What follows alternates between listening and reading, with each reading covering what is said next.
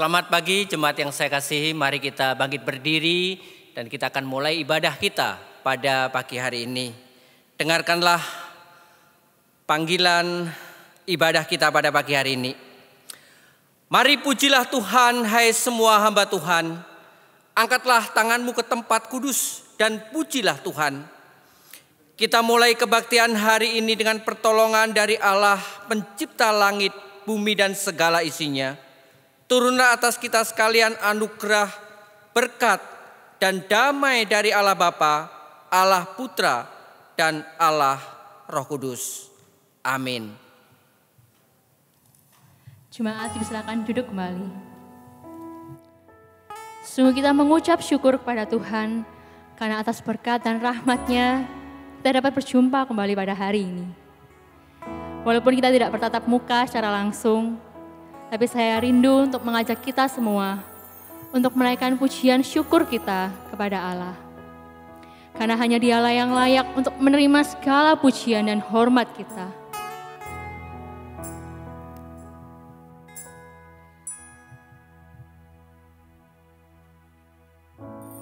Yesusku, penyelamatku, tiada yang seperti Engkau.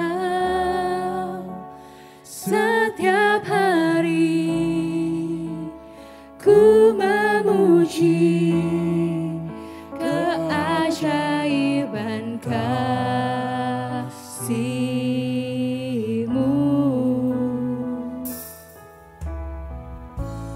Penghibur, pelindung, menara kekuatan. Biarlah semua yang bernafas tak berhenti menyembah-Mu. Nyanyi dan bersoraklah bagi Dia, pujian, hormat, kuasa bagi Raja. Gunung tunduk, laut bergelora, mendengar nama-Mu. Ku bersuka atas perbuatan-Mu, selamanya ku kasihi Engkau Tuhan. Tiada janji seperti yang ada padamu.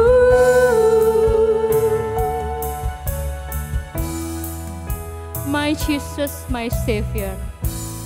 My Jesus, my Savior, Lord, there is none like You. All of my days, I want to praise the wonders of Your mighty love. My comfort, my shelter, tower of refuge and strength. Let every breath, all that I am, never cease to worship You. Shout to the Lord, all the earth, let us sing. For power and majesty, praise to the King. Mountains bow down and the seas will roar at the sound of Your name. I sing for joy and the work of Your hand. Forever I love You, forever I stand.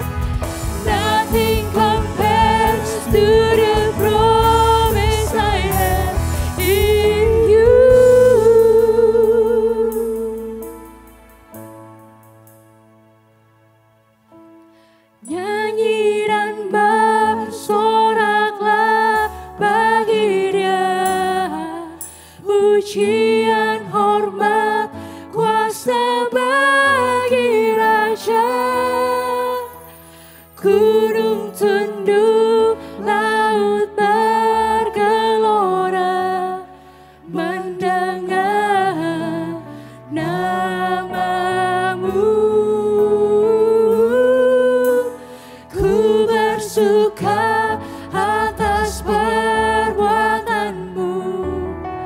Selamanya ku kasih Engkau Tuhan, karena janji seperti yang ada padaku.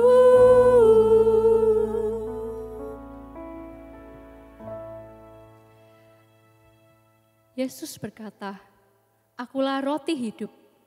Barang siapa datang kepadaku, ia tidak akan lapar lagi.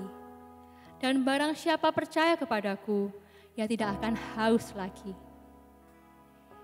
Yesus hadir di dalam dunia ini bukan untuk memberikan roti sebagai makanan bagi manusia, tetapi untuk menjadi roti bagi kita. Yesus hadir di dalam dunia ini bukan untuk memenuhi kebutuhan fisik manusia saja, tetapi tujuan utama Ia hadir adalah untuk menjadi satu-satunya yang memuaskan kebutuhan batin kita. Mari bersama-sama kita merenungkan, apakah Yesus sudah menjadi yang terutama di dalam hidup kita? Apakah Yesus sudah menjadi satu-satunya yang kita dambakan dan menjadi yang paling berharga di dalam hidup kita? Mari kita bersama membaca litani doa ini sebagai pengakuan dosa kita di hadapan Allah. Ya Yesus, Sang Roti Hidup, kami datang dan mengaku di hadapan-Mu bahwa kami sering kelaparan akan roti dan makanan yang lain, hingga pandangan kami hanya berfokus pada makanan jasmani yang tidak dapat memuaskan hasrat hati kami yang sejati. Ampunilah kami ya Tuhan, yang sering menggantikan Engkau dengan hal yang fana, yang mencari pemuasan dari nikmat di lidah, bukan mengutamakan yang Engkau utamakan. Berikanlah kepada kami ya Tuhan, roti hidup-Mu, roti surga yang sejati.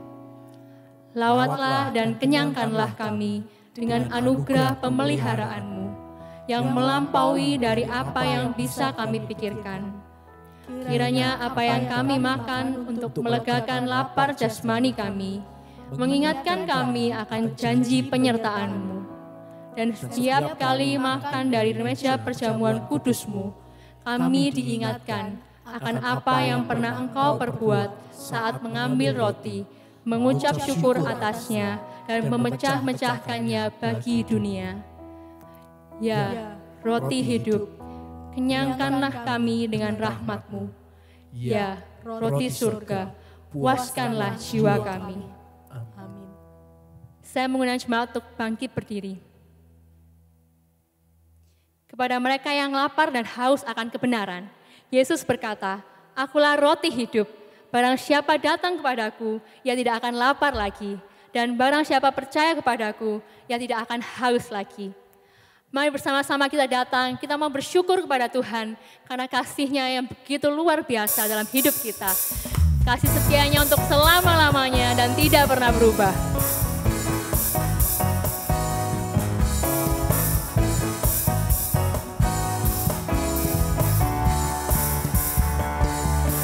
Bersyukurlah kepada Tuhan, sebab Dia baik, bahwasanya untuk selamanya kasih setia-Nya. Bersyukurlah kepada Tuhan, sebab Dia baik, bahwasanya untuk selamanya kasih setia-Nya.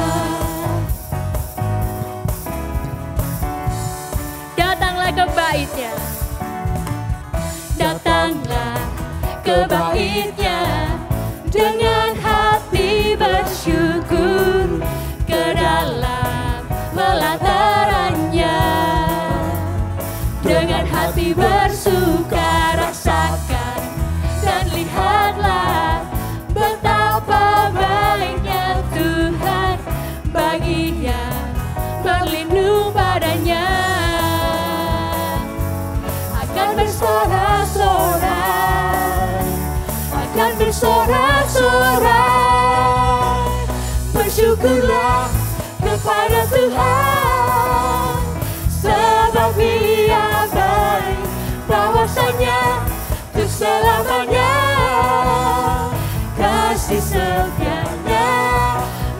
bersyukurlah kepada Tuhan, sebab Ia baik, bahwasanya untuk selamanya kasih setianya.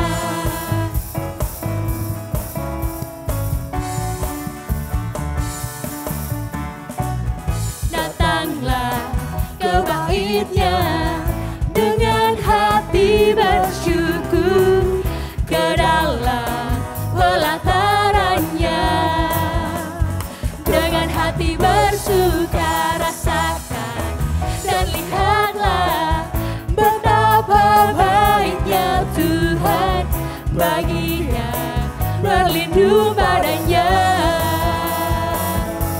akan bersorak-sorak, akan bersorak-sorak. Bersyukurlah, bersyukurlah kepada Tuhan, sebab Ia baik, bahwasanya untuk selamanya kasih setianya.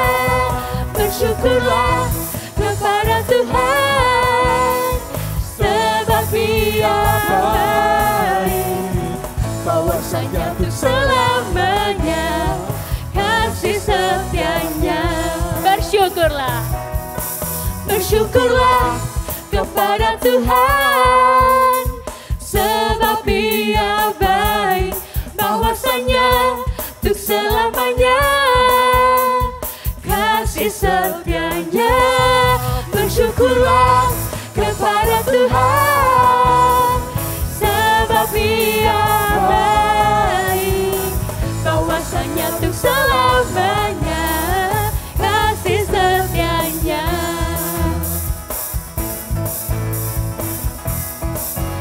Di badai topan dunia, Tuhanlah perlindungan kita. Topan dunia, Tuhanlah perlindunganmu. Kendati goncang semesta, Tuhanlah perlindunganmu. Ya Yesus gunung batu di dunia, di dunia, di dunia. Ya Yesus gunung batu di dunia, tempat berlindung yang teguh. Baik siang maupun malam gelap, Tuhanlah perlindunganmu. Baik siang maupun malam gelap, Tuhanlah perlindunganmu. Niscaya takutmu lenyap, Tuhanlah perlindunganmu. Ya Yesus gunung batu di dunia, di dunia, di dunia. Ya Yesus gunung batu di dunia, tempat berlindung yang teguh. Ya Yesus gunung batu di dunia, di dunia, di dunia. Ya Yesus gunung batu di dunia, tempat berlindung yang teguh.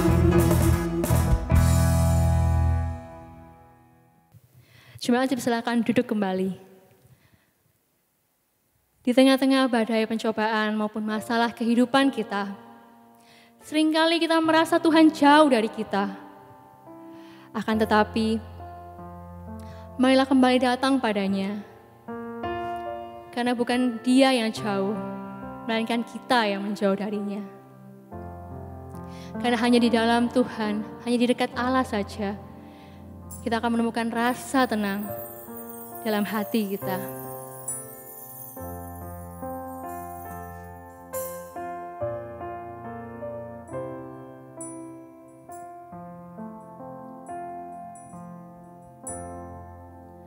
Hanya dekat Allahku, rasa tenang hatiku. Kau sertai jalanku sepanjang hidupku.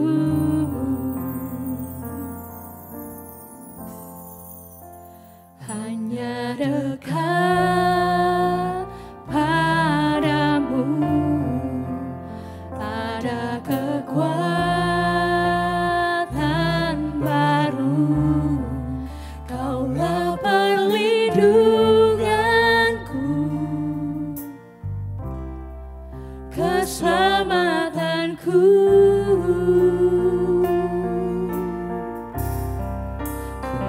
ingin selalu bersekutu denganmu, menikmati hadiratmu. Biarkan rohmu tinggal dalam hidupku. Sungguh indah bersamamu selamanya.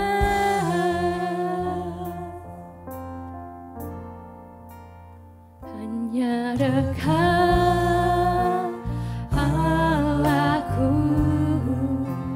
rasa tenang hatiku. Kau sertai jalanku sepanjang hidupku.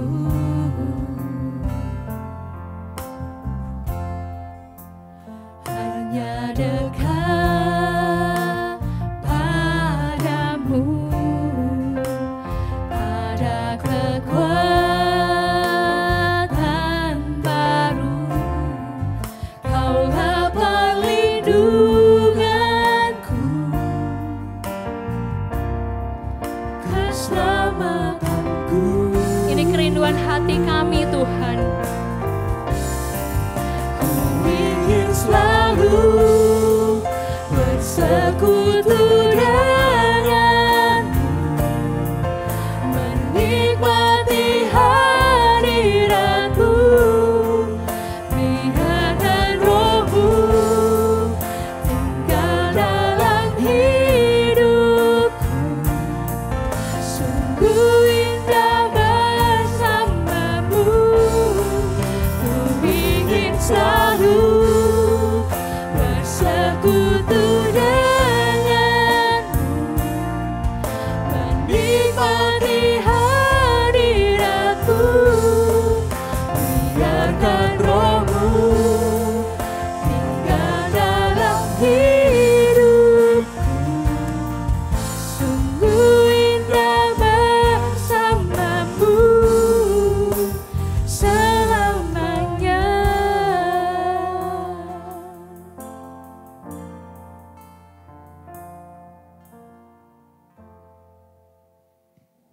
Shalom Bapak Ibu Saudara yang mengasihi dan dikasihi Tuhan. Pada saat ini sebelum kita merenungkan firman Tuhan, kita akan berdoa terlebih dahulu. Mari kita berdoa. Bapa di dalam surga, kami mengucap syukur pada saat ini kami ingin kembali merenungkan firman-Mu. Kami punya kesempatan untuk kembali memikirkan firman-Mu di tengah-tengah situasi yang seperti saat ini ya Tuhan. Dan biarlah firman-Mu itu boleh berbicara kepada setiap kami, pribadi lepas pribadi. Dan kami siap untuk mendengarkan dan terutama kami juga siap untuk melakukan firman-Mu dalam keseharian kami. Terima kasih Tuhan, di dalam nama Tuhan Yesus kami berdoa dan mengucap syukur. Amin. Saya mengajak Bapak Ibu Saudara untuk membuka Alkitab kita dari Yohanes pasal 5. Yohanes pasal 5 ayat 1 sampai 9a. Yohanes pasal 5 ayat 1 sampai 9a. Hari ini kita akan merenungkan satu firman dengan satu tema, yaitu Jesus is the healer. Jesus is the healer artinya Yesus adalah penyembuh. Yohanes pasal 5 ayat 1 sampai 9a. Perikop LAI memberikan judul yaitu penyembuhan pada hari Sabat di kolam Bethesda. Firman Tuhan berkata demikian.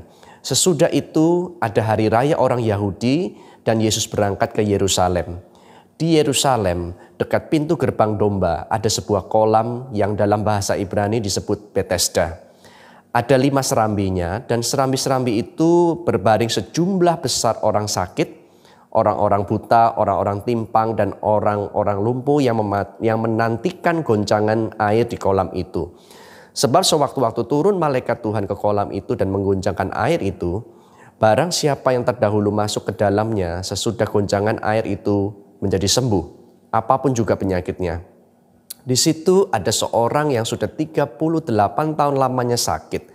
Ketika Yesus melihat orang itu berbaring di situ dan karena ia tahu bahwa ia telah lama dalam keadaan itu, berkatalah ia kepadanya, "Maukah engkau sembuh?" Jawab orang sakit itu kepadanya, "Tuhan, Tidak ada orang yang menurunkan aku ke dalam kolam itu apabila airnya mulai goncang. Dan sementara aku menuju ke kolam itu, orang lain sudah turun mendahului aku. Kata Yesus kepadanya, bangunlah, angkatlah tilammu dan berjalanlah. Dan pada saat itu juga sembuhlah orang itu, lalu ia mengangkat tilamnya dan berjalan. Sampai sedemikian jauh pembacaan firman Tuhan. Bapak Ibu Saudara, fenomena KKR, ya, fenomena event KKR itu adalah salah satu event yang seringkali kita lihat di mana-mana. Dan saudara sendiri bisa tebak atau bahkan mungkin sering melihat fenomena KKR ini akan ramai sekali, akan menjadi penuh sekali banyak orang, saudara, ketika KKR itu dikaitkan dengan kesembuhan ilahi. Kita lihat ya, kadang-kadang di koran juga ada, di berita-berita media sosial juga ada. Hadirilah KKR kesembuhan ilahi. Saudara, biasanya event seperti ini akan mengundang banyak sekali orang. Orang Kristen akan berjubel-jubel datang ke sana minta disembuhkan. Bahkan di situ ada promosi yang begitu bombastis. Yang buta melihat, yang lumpuh berjalan, yang bisu berbicara. Orang begitu banyak tertarik dengan event seperti ini. Orang mungkin juga punya motivasi ingin disembuhkan. Mereka percaya bahwa KKR seperti ini, kesembuhan ilahi ini akan memberikan semacam mujizat kesembuhan buat orang-orang yang sakit. Saudara, kadang-kadang ketika saya melihat event seperti ini atau membaca fenomena KKR seperti ini, kadang-kadang saya bertanya, kenapa ya promosinya itu tidak misalnya orang yang mati kemudian dibangkitkan? Kenapa yang kemudian orang buta melihat, yang lumpuh berjalan, kenapa enggak sekalian orang mati dibangkitkan, saudara? Ya, tidak pernah rasanya ada promosi seperti itu, saudara. Bahkan di dalam situasi saat ini, ya, di mana kita menghadapi yang namanya pandemi corona, saudara, pendeta Stephen Tong itu bahkan pernah men-challenge, hai pendeta besar, berani tidak buat KKR kesembuhan coronavirus? Ya, sampai dia pun mengatakan seperti itu, berani tidak membuat KKR kesembuhan coronavirus? Saudara, sebetulnya apa sih pendapat Anda sendiri tentang mujizat kesembuhan? Hari ini kita akan membahas khusus berkaitan dengan Jesus is the healer, atau kita mungkin kaitkan dengan mujizat kesembuhan. Apa pikiran Anda tentang mujizat kesembuhan? Bapak Ibu Saudara sekalian, apakah mujizat kesembuhan itu masih ada hingga saat ini? Apakah mujizat itu masih ada hingga saat ini? Nah, Bapak Ibu Saudara, sebelum saya menjawab tentang mujizat kesembuhan secara spesifik, mungkin kita perlu bertanya terlebih dahulu secara umum, secara mendasar.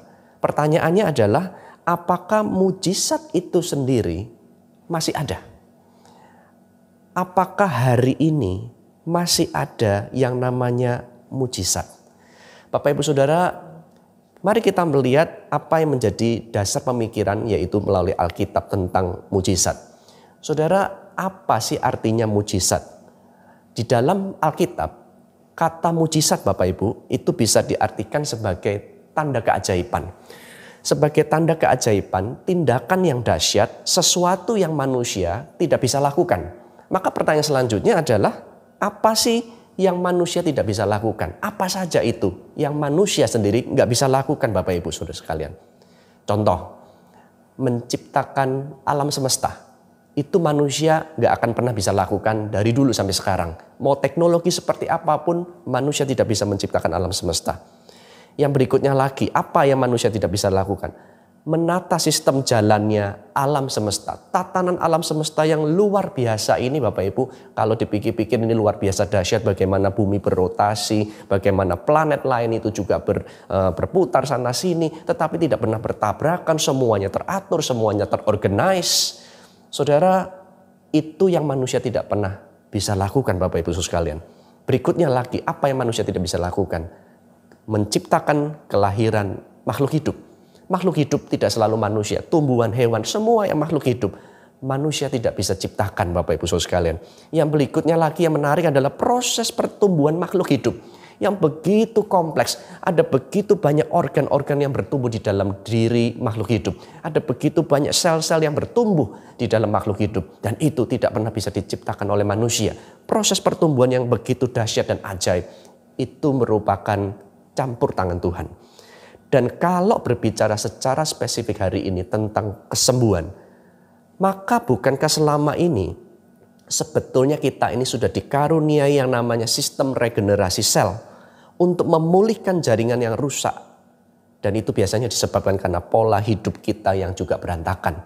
Pola hidup kita yang tidak bertanggung jawab terkadang. Misalnya apa? Stres, tidak cukup istirahat, pola makan tidak teratur. Saudara, tetapi Tuhan itu menciptakan semacam sistem pemulihan sel, regenerasi sel. Saya baca di internet Bapak Ibu ya, katanya setiap hari di dalam kondisi yang normal ini saudara, setiap hari ada 432 miliar sel yang mati dan tumbuh kembali. Menakjubkan saudara. Setiap hari Bapak Ibu, di dalam diri kita ini ada 432 miliar sel yang mati dan tumbuh kembali dan menjadi baru. Dan ini semuanya bisa memulihkan seluruh hal-hal yang rusak di dalam diri kita. Ya, saudara, inilah regenerasi sel. Inilah yang namanya Tuhan itu menciptakan semacam pemulihan di dalam diri kita. Jadi kalau ditanya apakah mujizat kesembuhan itu masih ada? Yes, saudara. Setiap hari bahkan kita sebetulnya mengalami yang namanya mujizat kesembuhan. Selalu ada yang namanya regenerasi sel. Itu merupakan bukti dari mujizat kesembuhan yang manusia nggak bisa ciptakan. Dan itu hanya campur tangan Tuhan semata Bapak Ibu Saudara sekalian. Karena kitalah yang seringkali menganggap Bapak Ibu ya, apa yang terjadi dalam diri kita, regenerasi sel seperti tadi saudara, itu menganggap hal yang biasa, hal yang lumrah. Kita take it for granted, kita mengatakan ini hal yang biasa. Rasanya kita nggak memikirkan lagi saudara. Padahal itu sebetulnya kejadian yang dahsyat, yang seharusnya bisa memukau hati kita. Itulah mujizat kesembuhan Bapak Ibu Saudara sekalian. Jadi kalau ditanya apakah mujizat kesembuhan sampai hari ini masih ada? Yes. Anda harus mengatakan mujizat kesembuhan selalu ada, bahkan setiap hari kita mengalaminya Bapak Ibu Saudara sekalian. Nah, pertanyaan berikutnya Bapak Ibu Saudara sekalian adalah yang jauh lebih penting bahkan dalam perenungan hari ini adalah kenapa Tuhan memberikan mujizat kesembuhan? Kenapa Tuhan masih memberikan mujizat kesembuhan Bapak Ibu Saudara? Apa maksud Tuhan di balik mujizat kesembuhan? Nah, ini kita perlu pelajari peristiwanya ini atau mempelajari pemikiran ini dari peristiwa Yesus menyembuhkan orang lumpuh dalam Yohanes pasal 5 ayat 1 sampai 9a. Kita akan melihat behind the story ini ada maksud Tuhan seperti apa saudara. Ya, ini yang lebih penting yang akan kita renungkan pada saat ini Bapak Ibu. Kenapa Tuhan masih memberikan mujizat kesembuhan? Nah Bapak Ibu Saudara sekalian, memang sih kalau kita membaca perikop atau peristiwa di dalam Yohanes pasal 5 ayat 19a di mana Yesus menyembuhkan orang lumpuh dan orang di dalam perikop-perikop yang lain, pasal-pasal yang lain Yesus menyembuhkan orang yang sakit ini dan itu, membangkitkan orang mati. Bapak Ibu Saudara sekalian, jujur secara manusiawi mungkin memang bentuk mujizat kesembuhan seperti ini jauh lebih menarik perhatian daripada mujizat kesembuhan yang tiap hari kita alami dalam bentuk regenerasi sel tadi, saudara. Tapi yang paling penting, saudara, kenapa Yesus memberikan mujizat kesembuhan? Khususnya kita pelajari dari peristiwa orang lumpuh ini, Bapak Ibu. Hal pertama, Bapak Ibu, setelah saya merenungkan Yohanes pasal 5, hal pertama adalah untuk menunjukkan bahwa Yesus itu Tuhan yang Maha Tahu. Ini maksud Yesus yang pertama. Maksud Tuhan untuk memberikan mujizat kesembuhan kepada orang lumpuh ini adalah yang pertama, untuk menunjukkan bahwa Yesus adalah Tuhan yang Maha Tahu. Bapak Ibu, dikisahkan di sebuah kolam Bethesda, ada seorang yang sudah sakit lumpuh selama 38 tahun. Lalu dicatat di dalam Injil Yohanes, ketika Yesus melihat orang itu berbaring di situ, dan karena ia tahu, ya sekali lagi saudara garis bawahi di sini, dan karena ia tahu bahwa ia telah lama dalam keadaan itu, berkatalah ia kepadanya, maukah engkau sembuh? Saudara, ada kata-kata dan karena ia tahu, dan karena Yesus tahu. Bapak Ibu Saudara, bahasa aslinya tahu di sini memiliki arti mengenal orang ini secara mendalam, secara intim, secara begitu luar biasa dia kenal, saudara. Kata yang sama itu juga pernah dipakai Yesus ketika dia mengatakan, akulah gembala yang baik. Aku mengenal domba-dombaku.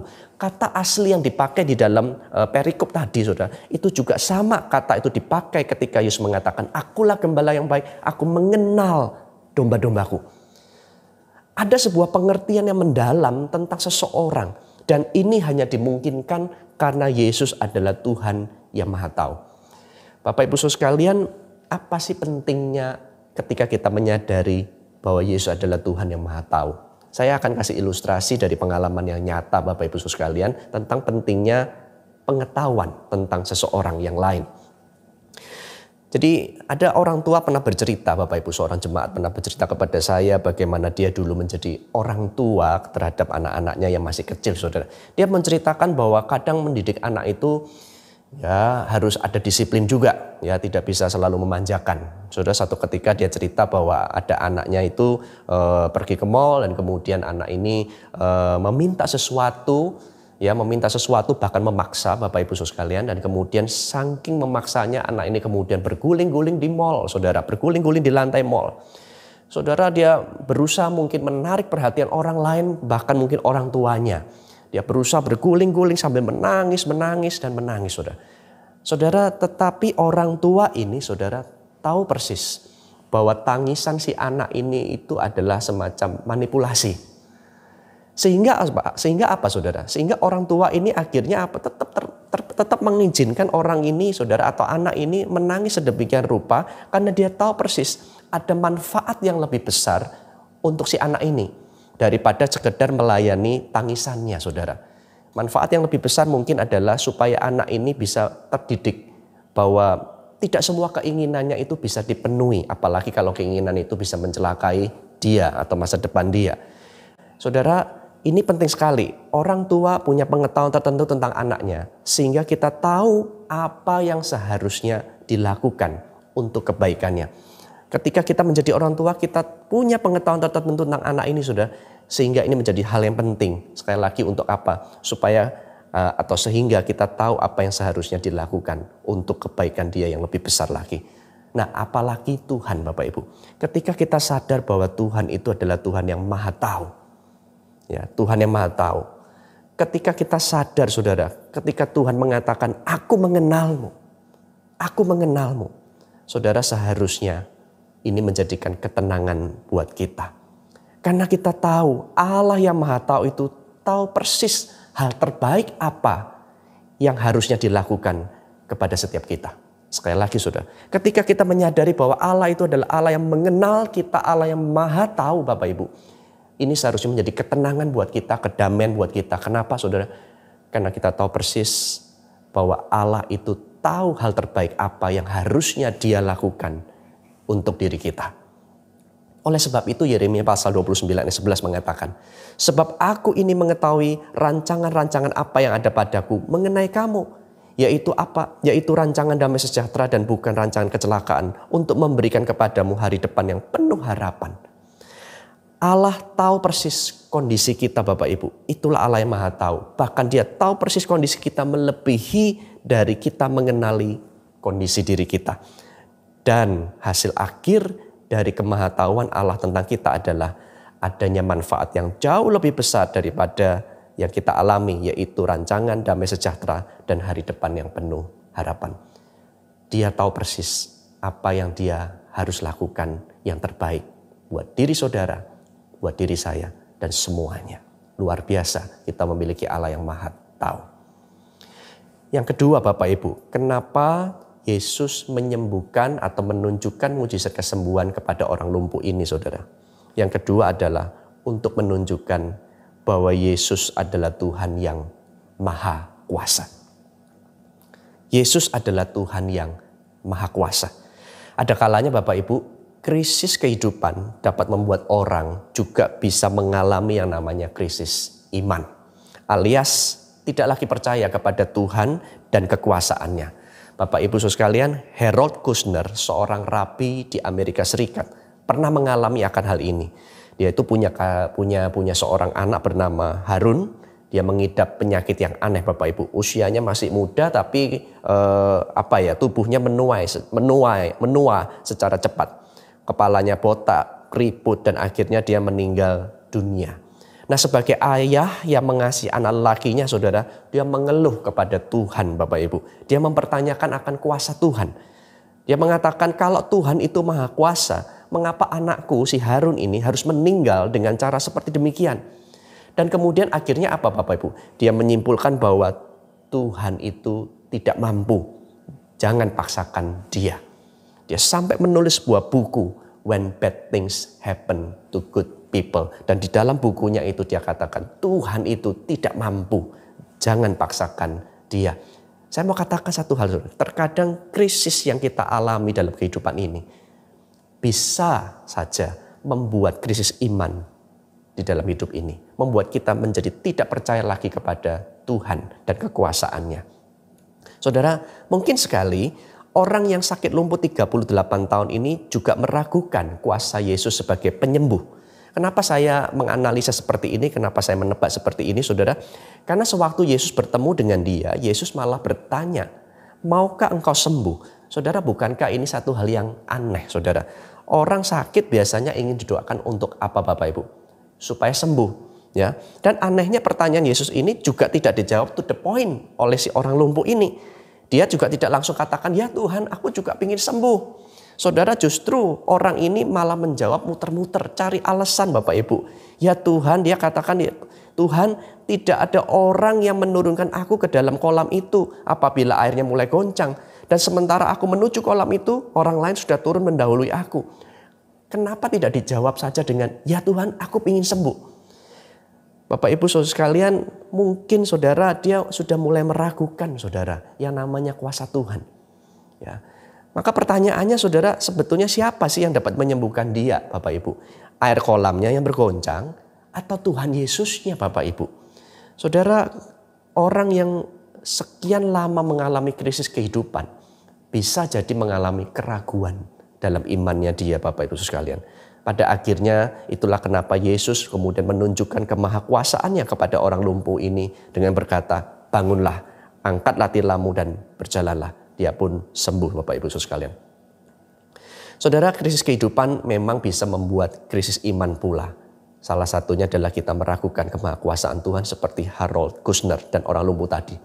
Nah, sebab itulah tujuan dikisahkan Yesus menyembuhkan orang lumpuh ini adalah agar setiap kita, agar setiap pembaca Injil ini kembali dikuatkan imannya, ya, kembali diteguhkan imannya bahwa Tuhan itu Maha Kuasa. Tuhan masih mengendalikan kehidupan ini. Tuhan masih punya kuasa. Dan mujizat kesembuhan barulah salah satu tanda dari sekian banyak tanda tentang kemahakuasaan Tuhan. Bapak Ibu sekalian, hari ini dunia menghadapi yang namanya krisis kesehatan berkaitan dengan pandemi COVID-19, saudara. Bahkan krisis keuangan mungkin. Karena apa, saudara? Karena jalannya bisnis yang sangat menantang, yang sangat susah, semua mengeluh, saudara. Karena adanya pandemi seperti ini. Tapi saudara, dengan adanya krisis dalam kehidupan ini, bahkan seluruh dunia mengalami krisis, Bapak Ibu. Pertanyaan menantang buat kita sebagai orang Kristen dan anak-anak Tuhan, saudara. Masihkah saudara dan saya percaya bahwa Tuhan itu Maha Kuasa yang mengendalikan kehidupan kita, mengendalikan kehidupan seluruh dunia ini, apalagi umat kesayangannya, saudara. Bapak Ibu saudara sekalian, tantangan yang kita hadapi hari ini, saya yakin ini adalah sebuah ujian. Supaya kita bisa kembali mengevaluasi seberapa kokohnya, seberapa teguhnya iman kita, kepercayaan kita tentang kemahakuasaan Tuhan yang kita sembah selama ini. Sebagai penutup, saya mau katakan Bapak Ibu saudara sekalian, Yesus adalah penyembuh. Dia bisa dan selalu memberikan mujizat kesembuhan bahkan setiap hari dalam tubuh kita. Tapi ingat Bapak Ibu saudara sekalian, belajar dari perikop yang tadi, kita menyimpulkan bahwa mujizat kesembuhan murni adalah tanda, bukan tujuan. Murni adalah tanda, bukan tujuan. Saudara tentu bisa membedakan antara tanda dan tujuan. Kalau tanda itu memberikan semacam arah untuk kita tahu menuju kemana seharusnya. Sehingga tanda itu, misalnya kalau kita ngomong tanda ini menunjukkan bahwa kita ke Surabaya harus ke sana arahnya. Saudara, tanda ini bukan Surabaya itu sendiri, bukan. Tanda ini adalah penunjuk supaya kita bisa sampai di Surabaya dengan selamat, dengan tepat. Nah Bapak Ibu saudara sekalian, mujizat adalah murni sebuah tanda, bukan tujuan. Tanda untuk apa? Tanda untuk menghantar kita pada pengenalan akan Tuhan yang lebih dalam. Tanda untuk apa? Tanda untuk mengenal bahwa Tuhan itu adalah maha tahu, pribadi yang maha tahu.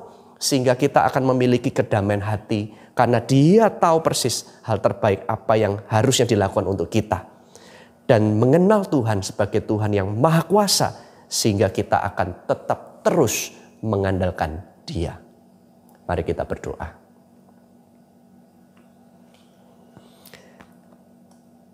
Tuhan, kami mengucap syukur melalui firman Tuhan pada pagi hari ini. Iman kami kembali boleh diteguhkan, kembali boleh diyakinkan, diperkokoh khususnya dalam situasi saat ini Tuhan. Kami boleh kembali mengimani dan mengamini bahwa Tuhan adalah Tuhan yang maha tahu. Sehingga Engkau tahu persis apa yang seharusnya Engkau lakukan yang terbaik buat setiap kami. Apalagi kami adalah umat kesayangan-Mu. Dan kami juga semakin mengenal Engkau sebagai Tuhan yang maha kuasa. Di dalam situasi yang susah seperti saat ini, bahkan seluruh dunia mungkin mengeluh, kami tetap percaya bahwa Engkau adalah Tuhan yang maha kuasa.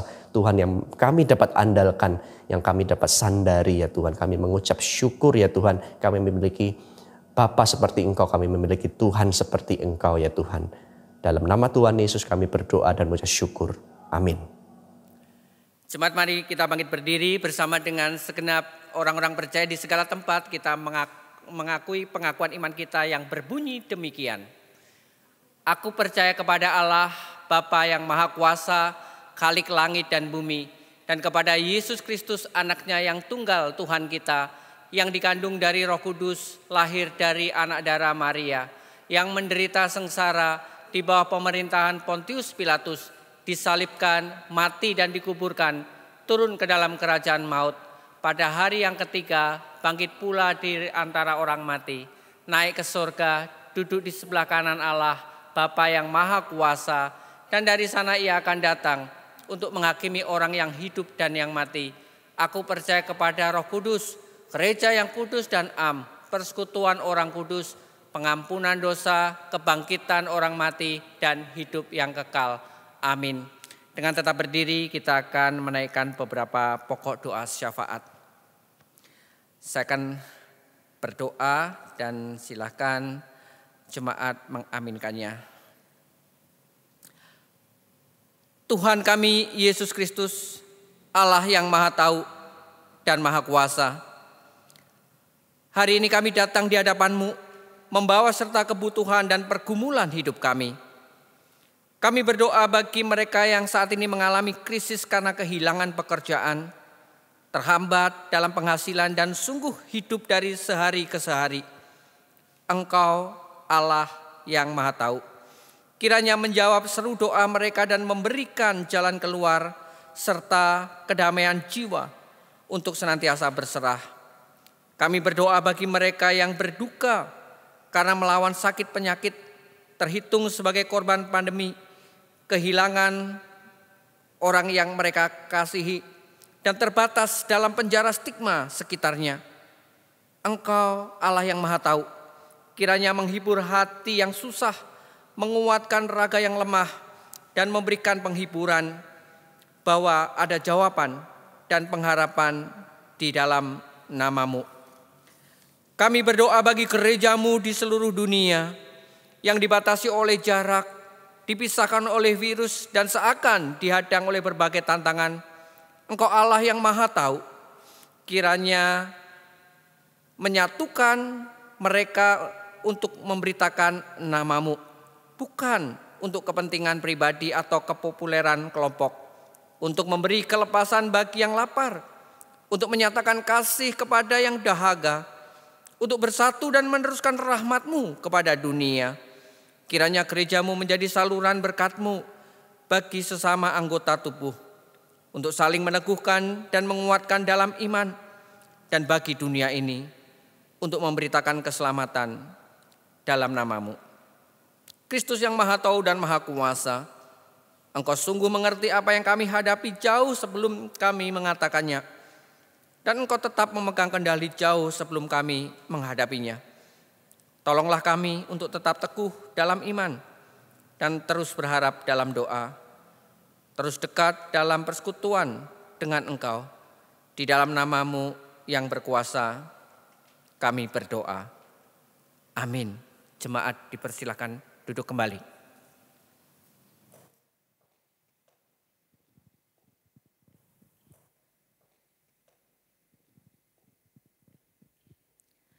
Kristus yang Maha Tahu telah memberi kita damai sejahtera-Nya, dan Ia Sang Maha Kuasa yang akan bertindak bagi kita. Mari kita mensyukuri rahmat-Nya dengan mempersembahkan hidup ke dalam tangan kuasa-Nya. Walaupun persembahan kita tidak lakukan secara fisik, namun jemaat dapat memberikan yang terbaik melalui metode yang lain, yakni transfer ke nomor rekening yang ada di layar Anda masing-masing. Kita mau memberikan yang terbaik hanya bagi Tuhan.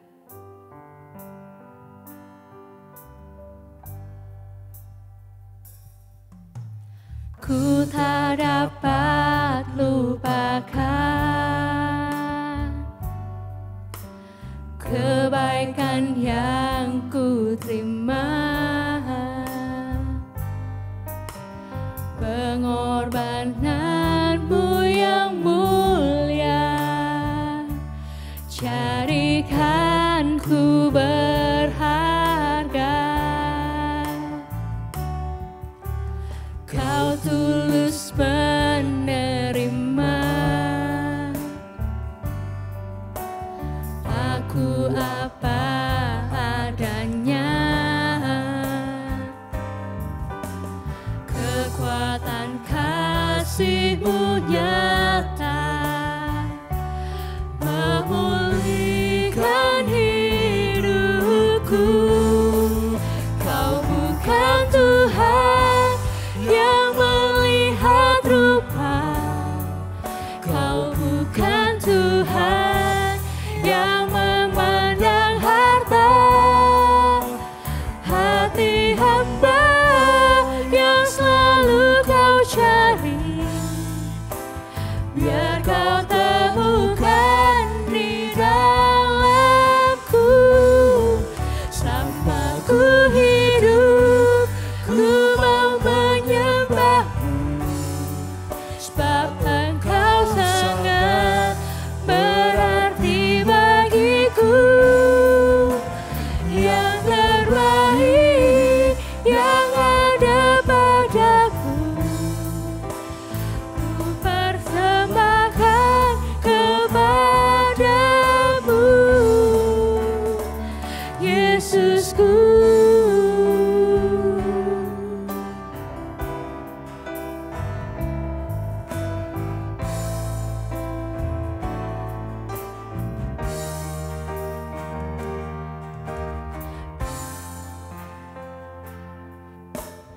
Ku tak dapat lupakan kebaikan yang ku terima, pengorbananmu yang mulia, jadikan ku berharga. Kau tulus menerima aku apa adanya. Kekuatan kasih-Mu nyata memulihkan hidupku. Kau bukan Tuhan yang melihat rupa, Kau bukan Tuhan yang memandang harta. Hati hamba yang selalu ku cari,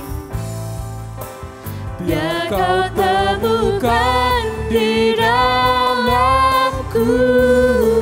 Selama ku hidup, ku mau menyembah-Mu, sebab Engkau sangat berarti bagiku. Yang terbaik yang ada padaku, ku persembahkan kepadamu, Yesusku. Mari sama-sama kita berdoa. Ya Tuhan, lihatlah seluruh hidup kami. Jiwa dan raga ini seluruhnya milik-Mu. Pakailah sesuai kehendak dan maksud-Mu Tuhan. Yang terbaik yang sudah Engkau anugerahkan kepada kami, itulah yang kami persembahkan kepadamu saja. Hanya di dalam nama Tuhan Yesus Kristus, kami sudah berdoa dan mengucap syukur. Amin. Kita harus membawa berita ke dalam dunia yang gelap. Kita mau menjadi saksi-saksi Kristus yang akan berkarya bagi kemuliaan namanya.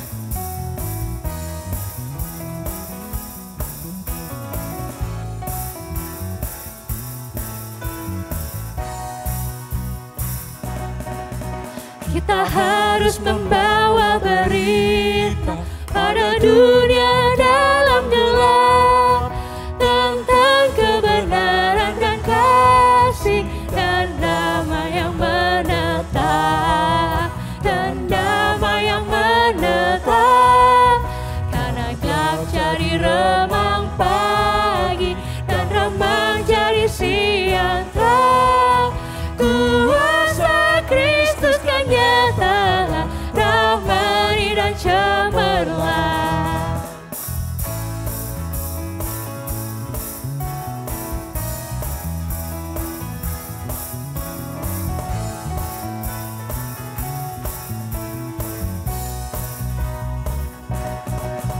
Kita harus membawa berita pada dunia dalam gelap tentang kebenaran dan kasih dan damai yang menetap, dan damai yang menetap.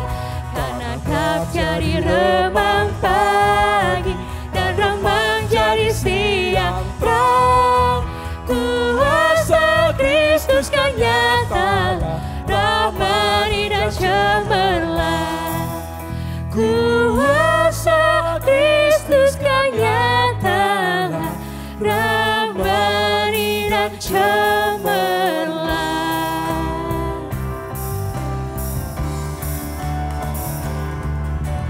Puji Allah Bapa Putra, puji Allah Roh Kudus, ketiganya yang esa. Mohon selamat sumber berkat.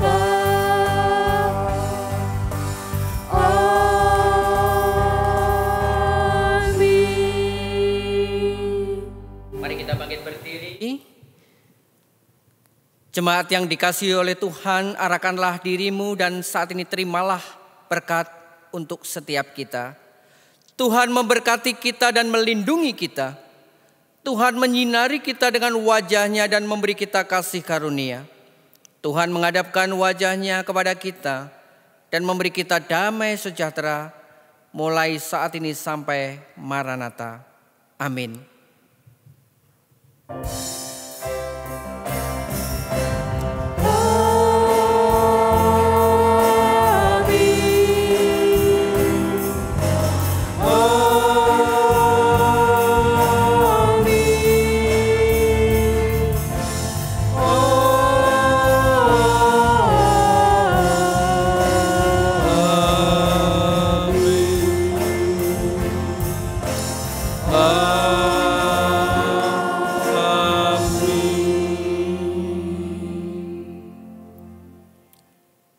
Silakan duduk, Tuhan memberkati.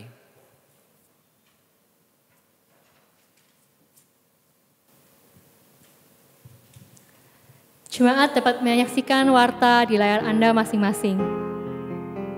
Demikian ibadah kita pada hari ini. Tuhan Yesus memberkati.